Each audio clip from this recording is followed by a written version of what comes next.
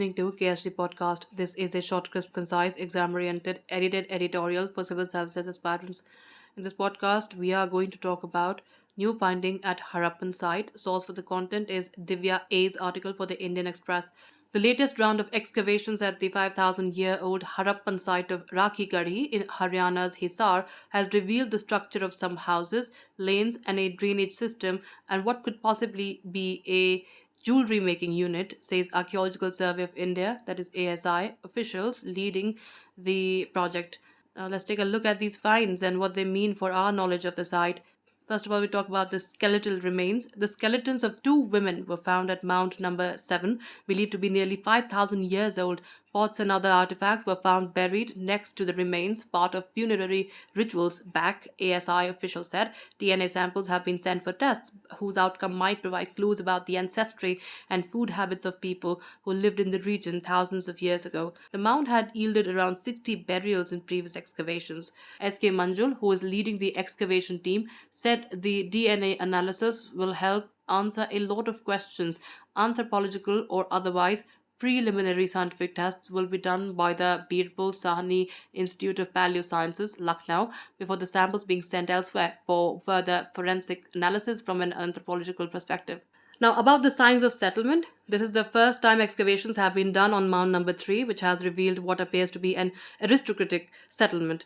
ASI officials said more rounds of excavation will be needed to ascertain its structure and nature. In all Harappan sites excavated so far, there have been similar signs of three tiers of habitation: common settlements with mud brick walls, elite settlement with burnt brick walls alongside mud brick walls, and possible middle rung settlements. Researchers are yet to determine whether these three levels were based on community or occupation.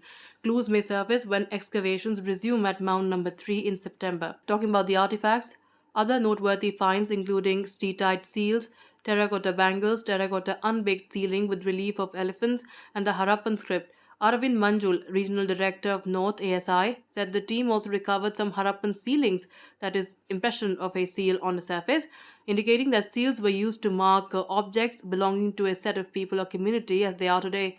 She said the 1,000 odd objects recovered this season come from the mature Harappan period. Archaeologically, the span of the Harappan civilization is subdivided into three periods: early, that is 3,300 BC to 2600 BC; mature, 2600 BC to 1900 BC; and late, that is 1900 BC to 1700 BC. Five urban sites: Mohenjo-daro, Harappa, Gamveri, now in Pakistan, and Rakhigarhi and Dholavira in India have been identified as centers of the civilization. Finally, we talk about the jewelry unit. A large number of steatite beads of semi-precious stones, shells, and objects made of agate and carnelian have been recovered, said Disha Aluwalia, a PhD scholar at the Maharaja Sayaji Rao University of Baroda, was part of the excavation team. The excavation, which has been going on at 3 of the 7 mounds, has also unearthed pieces of copper and gold jewelry.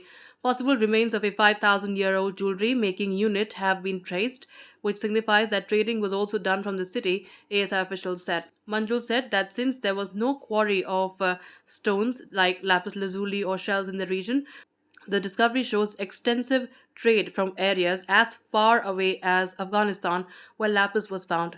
That's it for this explainer. Thank you so much for watching. To join KSG India courses and to crack the ICE exam, visit ksgindia.com. You can also get a PDF of this explainer on ksgindia.com.